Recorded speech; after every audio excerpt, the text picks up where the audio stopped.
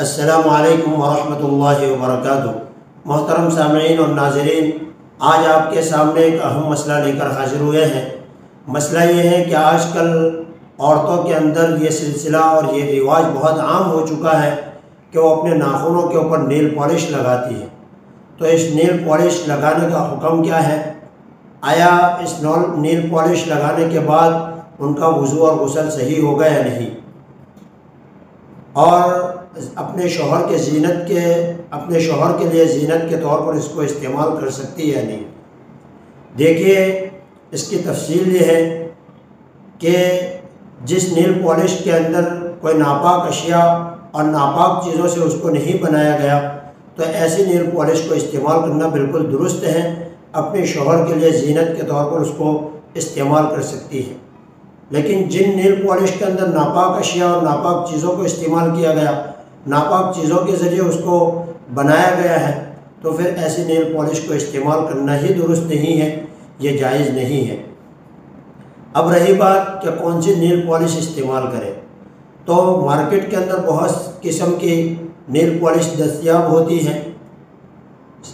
ایک قسم تو اس کی ایسی ہوتی ہے کہ ناخن پر لگانے کی وجہ سے اس کی تہ جم جاتی ہے، جو ایک خاص قسم کے کیمیکل سے مٹتی ہے، یعنی وہ کیمیکل لگانے کے بعد ہی وہ ناخن سے مٹتی ہے، ناخن سے ریموو ہوتی ہے۔ ایک قسم اس کی ایسی آتی ہے کہ جیسے اس کو لگایا تو سوکھ جانے کے بعد ایک کور کی وہ شکل اختیار کر لیتی ہے، جس کو ناخن کے ذریعے فوراً ہٹایا جا سکتا ہے، مٹایا جا سکتا ہے، اور یہ دونوں واٹر پروف آتی ہے۔ اور ایک قسم اس کی ایسی آتی ہے جو واٹر پروف نہیں ہے۔ تو بہت ساری عورتیں یہ سوال کرتی ہیں، ان کے شوہر ہمیں پوچھتے ہیں کہ وہ ہمیں یہ سوال کرتے ہیں کہ ہم آپ کے لیے زینت کے طور پر اس کو استعمال کر سکتے ہیں، اور فقہاء کرام نے بیان بھی کیا ہے کہ عورتیں ہمیشہ اپنے شوہر کے لیے مزین ہو کر رہیں، زینت اختیار کرتی رہیں، تو پھر ہم نیل پالش کو استعمال نہیں کر سکتی۔ جب ان کو کہا جاتا ہے کہ نیل پالش استعمال کرنا جائز نہیں ہے، تو جواب میں یہ کہتی ہے۔ تو سب سے پہلی بات یہ سمجھ لینی چاہیے کہ ایسی زینت اختیار کرنا جو شرعی فرائض کو ادا کرنے کے اندر مانع ہو اور اس کے اندر نقص پیدا کرتی ہو، ایسی زینت اختیار کرنے سے شریعت نے منع کیا ہے۔ اب نیل پالش کی جو بہت ساری قسمیں آتی ہیں، اس کے اندر جو میں نے پہلے بتایا کہ جو تہ جم جاتی ہے جس کو لگانے کے بعد، تو ایسی نیل پالش استعمال کرنا درست نہیں ہے۔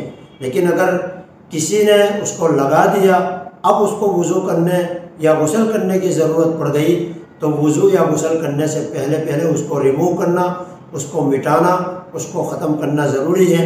اس کو ختم کیے بغیر وضو اور غسل درست نہیں ہوگا۔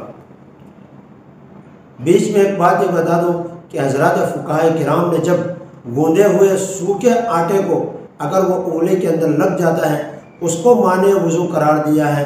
حالانکہ وہ تو نیل پالش کے مقابلے میں اتنا سخت نہیں ہوتا، اور اس کی ضرورت بھی ہے، چونکہ عورتیں گھروں کے اندر روٹی وغیرہ بنانے کے لیے آٹا جب گوندتی ہے تو ان کی انگلیوں کے اوپر لگ ہی جاتا ہے۔ تو جب اس کو سوکھ جانے کے بعد مانع وضو بتایا ہے، تو پھر یہ نیل پالش تو باقاعدہ اس کے اوپر تہ جم جاتی ہے۔ بعض نیل پالش ایسی آتی ہے کہ جس کی وجہ سے تہ جم جاتی ہے، تو ایسا نیل پالش جس کی وجہ سے تہ جم جاتی ہو، تو ایسا نیل پالش پہلے تو استعمال کرنا ہی درست نہیں ہے۔ لیکن اگر کسی نے اس کو استعمال کر لیا اور اس کے بعد اس کو وضو یا غسل کی ضرورت پیش آ گئی، تو پہلے اس کو نکالنا ضروری ہے۔ اس کو نکالے بغیر اس کا وضو درست نہیں ہوگا۔ لیکن اگر تحقیق سے اور بہت چھان بین کرنے کے بعد یہ بات پتہ چل جاتی ہے کہ ایسی نیل پالش ہے کہ جو صرف مہندی کی طرح رنگ اختیار کرتی ہے، اس کی تہ نہیں جمتی ہے، تو پھر ایسی نیل پالش استعمال کرنا بھی درست ہے، اور وہ وضو اور غسل کے لیے مانع بھی نہیں ہے، کیونکہ وہ صرف رنگ اختیار کرتا ہے، اور رنگ اختیار کرنے والی چیز وہ پانی پہنچانے کے لیے مانع نہیں ہے۔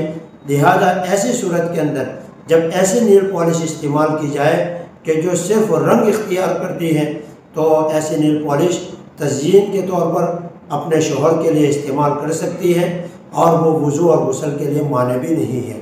اللہ